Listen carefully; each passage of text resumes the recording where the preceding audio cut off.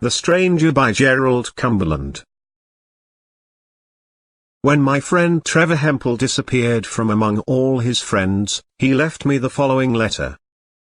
I am off to Australia tomorrow, and I'm going without saying farewell to anyone. It is a choice between my committing murder and leaving Europe forever. Nature has played me false, has tricked me. Between my wife and me she has placed something monstrous. A sport so hideous that to live any longer as a husband would mean a swift corrosion of anything good that is left of me. I felt, my dear old friend, that I must speak out my mind to someone. It is a selfish feeling. I want to rid myself of the obsession of this wickedness. I want you to share its knowledge with me. The thing is of such a kind that it ought not to have happened. Nature ought not to lie in wait for us and spring out like a baboon from behind a tree. We know nature is cruel, but not until lately did I know she could be malignant. Damnably malignant, looking years ahead, calculating craftily all the time. It is 9 years since I met the woman who afterwards became my wife. I was in Salonika on one of my quarterly business visits. At the house of Madame le Comte de Stran it was that I met Judith for the first time. Her husband was with her, a dark evil man, short, with a great head and depth of chest and long, deformed arms. She was as spiritual as he was gross, very quiet, but full of character, and with a mind both strong and active. I remember going up to Madame de Stran. "Who is that woman standing against the piano?" I asked. "Mrs. Sterling. Don't you know her?" At the word Mrs. I felt that quick annoyance that sometimes comes to one when one hears for the first time that a woman one admires is married. "No. Is her husband here?" She indicated the shambling figure I have described to you. "That," I exclaimed. "That evil-looking beast her husband? Impossible." Madame de Stran gave me a quick, inquisitive look. "Professor Sterling," she said, "is perhaps the most distinguished man of science in Salonika. Why do you call him a beast?" "Did I? I'm sorry. Tell me more about him." "Well, he describes himself as an experimental psychologist. He experiments in hypnotism, vivisects brains, and last year he published in Rome a book that is talked about rather secretly." She stopped for a moment, and then laughed. "All this sounds rather horrible," she added, "but I suppose it isn't really. At all events, he is greatly respected here by all men of learning." "If an opportunity arises," I said, "will you introduce me to her? What I mean is, I don't want the introduction to be conspicuous." She nodded and smiled. "You'll find her very charming," she said, as I walked away. And later on Madame presented me to Judith. From the very first moment we talked without restraint. But then, as I learned afterwards, she was never restrained with anybody. She was utterly frank and natural, interesting, too, full of curiosity about life. What appealed to me most in her, I think, was her careful choice of words when discussing any subject that really mattered. Her speech was free from all exaggeration. She never invented opinions on the spur of the moment as so many people do in casual conversation. This pleased and attracted me. But there was something in her that repelled, that kept me at a distance. All the time we talked, I felt that the best part of her, the most exquisite part, was on the other side of the room with her husband. She was not really with me, she was with him. I resented this. I had no right to resent it, but I did. For, already, I was in love with her. Lovers move craftily. So I sought out her husband and was presented to him. He looked me over carefully. "You have been talking to my wife?" he observed. "Yes," said I. "We have been talking to each other." His rather large mouth smiled insincerely. I felt he had guessed my secret. Certainly, his personality emanated a faint hostility. He turned to Luigi Parpash, the man who has since become famous as a poet, and began to talk to him. I was dismissed. You would be bored if I were to describe to you my feverish lover's restlessness during the next 3 weeks. I did many foolish things, neglected my business, wandered about alone, and sought every opportunity to be within sight and sound of Judith. I had only to shut my eyes to see her eyes, calm and grey, her pale oval face, her dark hair. She seemed pitiful. My jealousy burned me. It was impossible for me to see her and her husband together without a horrid excitement. But you know these things, all men feel the same about them. I learned very little more about her. The previous year, I was told, she had had a child, a baby boy, who had died when 8 months old. She had been married 3 years. Her husband kept his work hidden from her. He never discussed it, never referred to it. But of their mutual idolatry there was no shadow of doubt. No two people were more essential each to the other, yet, or do I mean because? They were entirely different. At the end of 3 weeks I went back to Athens. Madame de Strand knew my secret. Oh, I suppose everyone knew it. Everyone except Judith, who, absorbed in her husband, never exercised her intuitions with regard to myself. Madame wrote to me occasionally. She was very kind. Just news of Salonika people. And somewhere in each letter would be a sentence. The Sterlings are still here, or, Professor Sterling has just published a pamphlet on the nature and origin of cancer. I am sending you a copy, or, when I told Mrs. Sterling I was writing to you, she wished me to send you her remembrances. Then, one morning, opening a letter of Madame de Strand's before I touched any of my other correspondence, I read, Professor Sterling is seriously ill. They say he has brain fever. He would die, I knew it. I prayed that he should. I willed it. I thought of nothing else all day. That detestable, dark man must die. Judith must be released. Released? What arrogant vanity distorts the vision of all lovers? Released? Why, she was happy. Her husband's brain was not for her a prison, it was the wide world. His enfolding arms were freedom. That same evening I took the steamer from Lipare to Salonika. I want to describe that night to you, because it was the happiest in my life.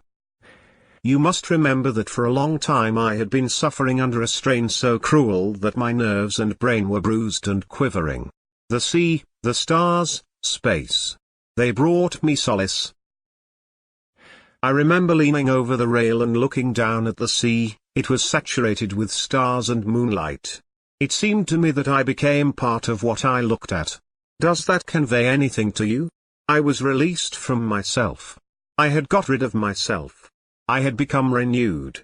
It is impossible, my dear friend, for me to describe what change took place in me for that one night. It was a sudden cessation of pain, a freeing of the soul, an accession of power. Illusion, no doubt, I mean the consciousness of power. If I had been Zeus himself. At all events, no sleep came to me that night. I wanted neither sleep nor rest. I was not going to Judith, for Judith already was with me. She was with me more closely that night than she ever was, though I married her. My mind was full of poet's phrases, his silver skin laced with his golden blood, lines from Annabel Lee, the magic casements of Keats, some stupendous things from Whitman. These did not tease or worry me, they were like the potent delicate fumes of a drug. All life was poetry. There was no possible interpretation of life except the romantic interpretation. Happiness lay not in gathering and garnering beauty, but in surrendering oneself to beauty.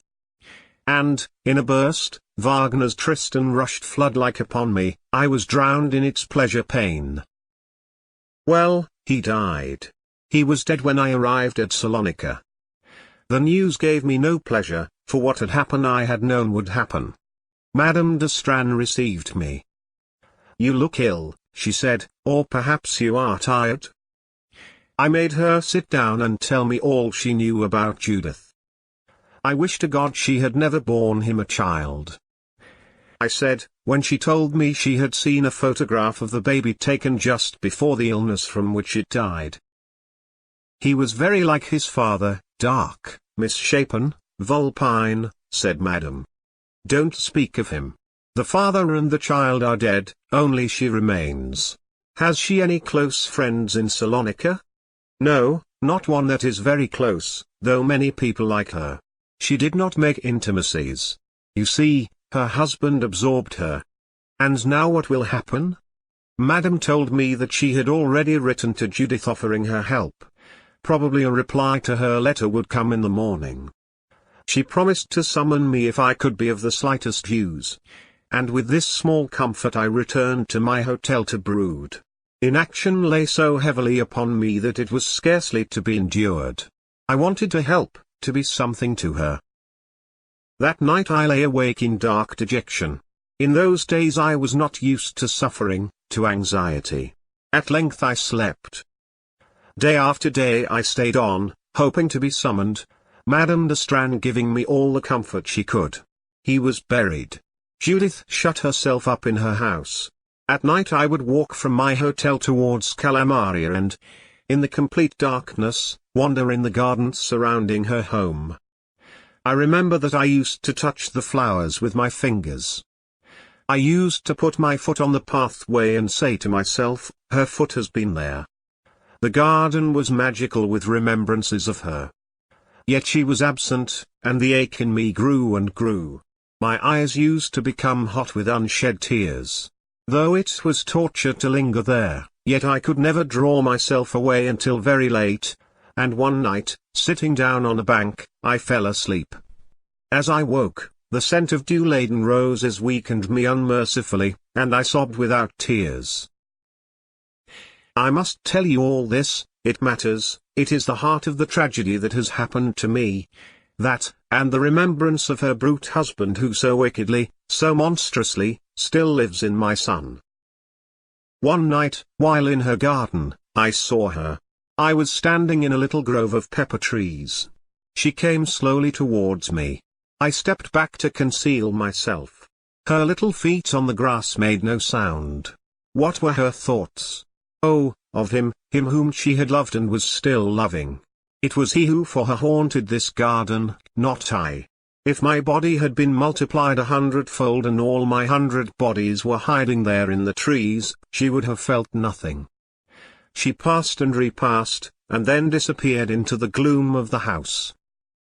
At length, under the implacable pressure of my own self-torture, I wrote to her. I told her I knew of her grief, that, in short, I asked to be allowed to come and see her. Months later, she told me that my letter had terrified her. Some phrases in it had called up many dead memories and, pondering, she had seen in a flash that I loved her. Her spirit was too sore even for sympathy, and offering her love was like offering her an unsheathed sword. My letter brought no answer, and 2 days later Madame de Strand told me mournfully that Judith had left Salonika for Constantinople. 4 months passed, to me, working in Athens, they were 4 years. I did not deceive myself by telling myself I would try to forget her. No man never tries to forget the woman he loves. Madame de Strand wrote occasionally, promising, and repeating her promise in each letter, that she would tell me as soon as she received news of Judith's return. My business prospered, you know, I have always been successful. I threw myself into my work, and exhausted my false, feverish energy by violent exercise. I rode my horse an hour each day, I swam, I walked, and, occasionally, I sought the baleful comfort of drink. September came and went. Then in October I was visited by a mood of such unremitting desperateness that I suddenly stopped my work and my violent exercise. I felt incapable of any action, for I had exhausted all my energy. I had used up my capacity for suffering, I could feel neither pain nor pleasure.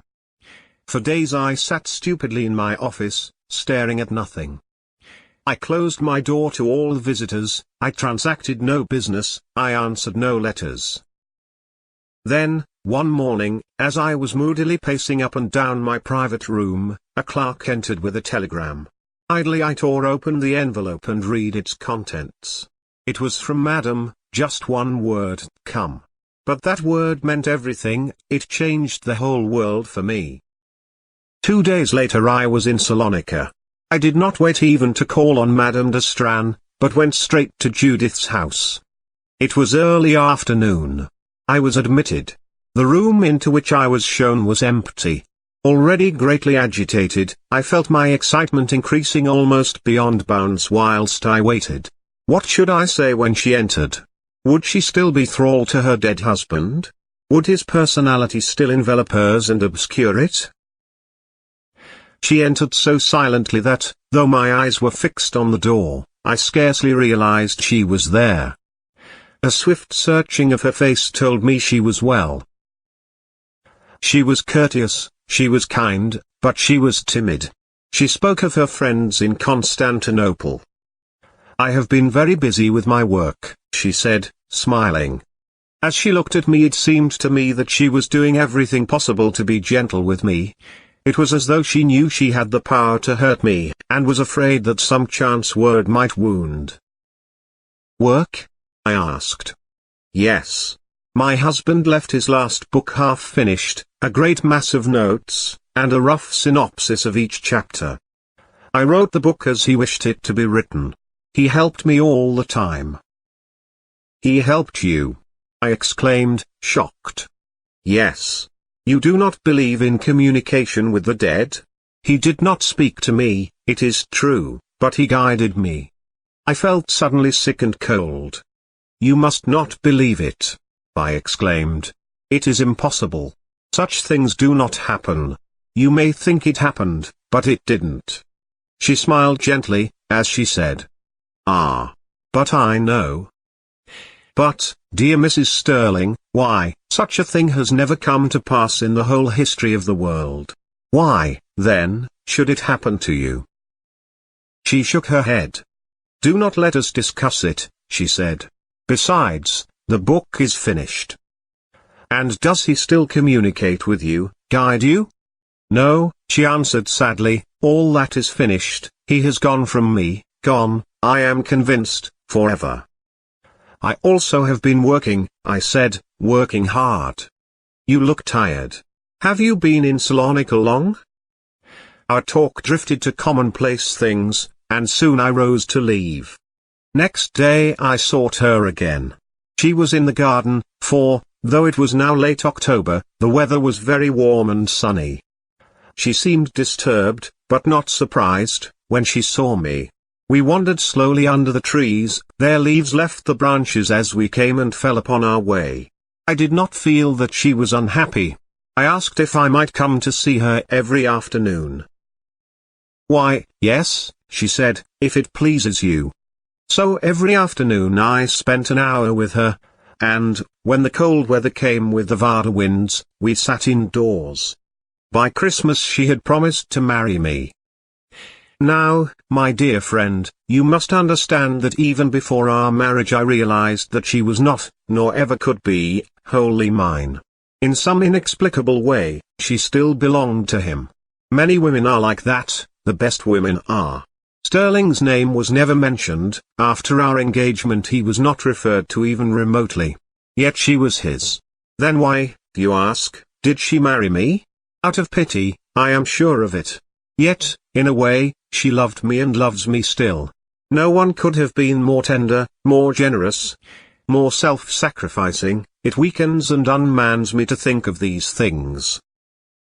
I took her away with me to Athens. I was very happy. I had never believed such unalloyed bliss as mine was possible. It never faded. And Judith, in her fashion, was happy also. Sometimes, it is true, Sterling passed ghost-like between us. There were occasions when, but let me give you an instance. One day, in the April after our marriage, we went to Eleusis by rail and wandered over the ruins of that once wonderful place. Tired, we sat down to rest on a broken column. We were silent and alone. There came upon me one of those moods of gentle ecstasy in which the soul seems to nestle softly in one's body, satisfied and glad to be there. Judith's hand was in mine. I felt she was really with me, in body, in mind, in soul. My ecstasy increased. Lifting my eyes to her face, I saw that she also was athrill with bliss. Her eyes were softened with unshed tears. Her throat trembled visibly. Her breath came quickly. But, Christ! Not for me. Not for this moment, nor this place. But for him.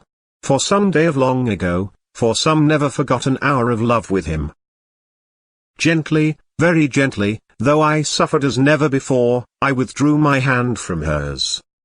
She trembled violently, turned her face to mine and, with a little cry, flung her arms about me. "Oh, little one!" she cried, "forgive me. Forgive me." And the tears that had gathered for him were shed for me.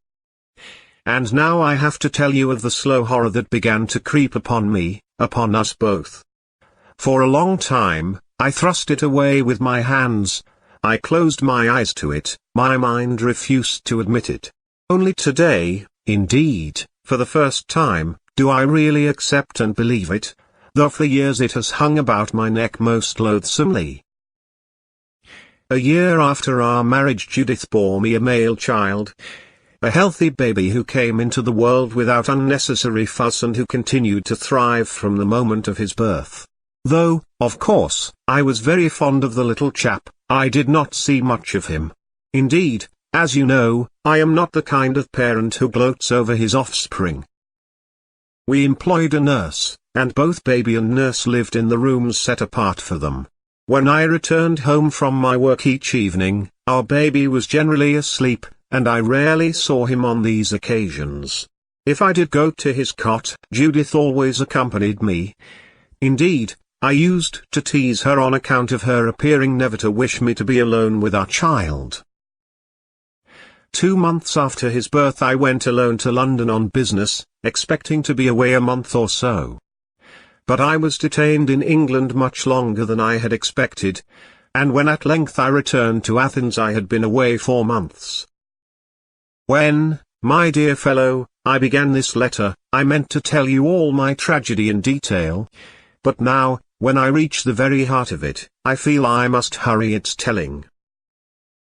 I saw my son, a little black creature, and it seemed to me he looked at me with eyes of hate.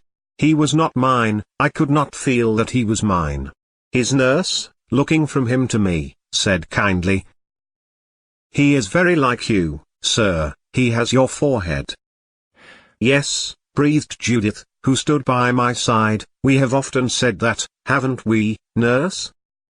I turned to look at her, but she fluttered away to the other end of the room, and I could not see her face. So, with an effort, I bent low over the cot in which my son lay and scrutinized each feature of his face in turn. But I could see none of my blood in him. Nothing of mine was his. The dead past had come to life. Sterling still survived. I am sure that my manner of living at this time puzzled and distressed my friends, you, in particular. If you will carry your mind back to 2 years ago, you will recollect how I plunged myself into wild dissipation for a time, and how in a fit of most reticent yet hot anger I left wife and home for Persia, then India, then China. All the time I was away, until, indeed, yesterday when I returned home after my long absence, I was trying to forget. To forget my son, I mean. For a time I hated Judith. It was through her that nature had dealt me this blow. If she had not so dearly loved Sterling, I thought, this thing could not have happened to me. But as the months went by I softened to my wife. My hatred of her broadened into a hatred of life itself. In the letters she wrote me she never made even passing mention of our son. Then, yesterday, I returned. Judith was expecting me. Her manner, generally so calm, was disturbed, agitated. She has grown very thin, very old. "Where is he?" I asked. "Upstairs, in the nursery. But do not go to see him now," she urged. "Stay with me a little while." And she put her arms about my neck and kissed me fondly. My flesh responded to hers. But whilst we stood locked in each other's arms, my memory, hating me, threw up before my eyes a vivid picture of the dark little creature I left behind 2 years ago. I shuddered. My braced arms slackened. I turned away. "I must see him now," I said. "Is he well?" "Yes," she answered, regretfully, I thought. We went to the nursery. He was sitting on the floor, playing with his toys. She stood between him and me, as though shielding him. It was Sterling as he must have looked at the age of 2.5, an eager, intelligent face, long, deformed arms, a great breadth of chest, a vulpine look in his eyes.